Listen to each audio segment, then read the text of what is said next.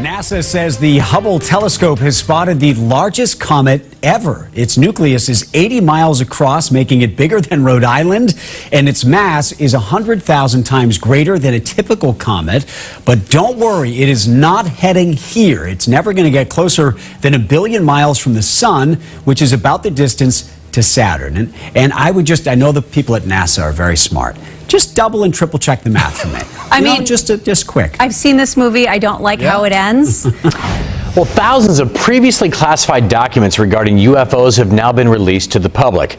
And some of the stories include alien abductions, electrical paralysis, and even sexual encounters. Yeah, just some bizarre stuff. Aliens don't come in peace. Maybe they do. A former Pentagon official now revealing the UFO encounters have resulted in mysterious injuries to witnesses, including, but not limited to, unexplained burns and electrical shocks. In some cases, he says aliens were potentially connected to human pregnancies. Oh, Brittany, we love you, girl. All right. So are the aliens already here, and are they invading our bodies? Night is young. Fox 35's William Lajeunesse has the shocking details from this 1,500-page report. Pilots tracking unidentified objects, balls of light suspended over the ocean, UFOs chasing warships, all part of a growing body of sightings of UAPs or unidentified aerial phenomena. My gosh, they're all going against the wind. The wind's 120 knots from the west. Now comes something even more explosive, a 1,500-page Pentagon report. Okay, well, a lot to unpack here. First and foremost, what you're referring to was a recent Freedom of Information Act data dump by the U.S. government.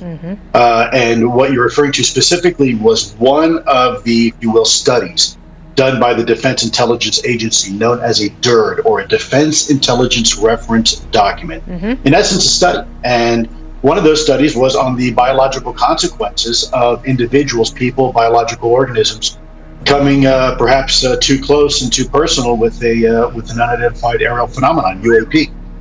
So that is true. That information was released by our intelligence community and provided to the American people. There were several of these FOIAs that came out, and I think if the American people took a moment to read some of them, I think they'd find some of these reports are frankly outstanding. This is the most haunting of all the reports from my perspective, because it shows immunological deficiency. It shows altering human DNA. It shows degradation on a cellular level. Prepared in 2010 by the Pentagon's secret Advanced Aerospace Weapons Program, the report was released only after a Freedom of Information request.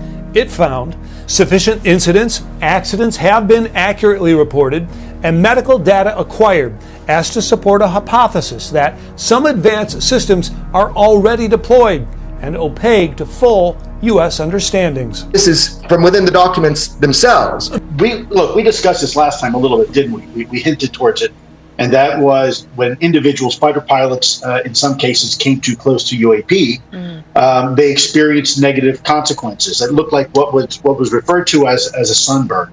And in reality, what we think was exposure to some sort of radiation, high-frequency radiation. And interestingly enough, as those pilots got closer and closer, they started to experience internal organ damage as well, and specific morphology in the human brain that can then be looked at both before and after, and you can compare and contrast and say, yeah, this person has sustained some sort of, if you will, injury that is consistent with some sort of directed energy.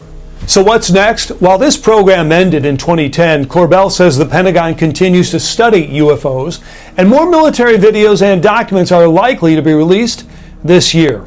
No response from the Pentagon. We're talking about an area where there is intervention with the human being on such a level that it's beyond just negative health effects. Some of this stuff is really bizarre.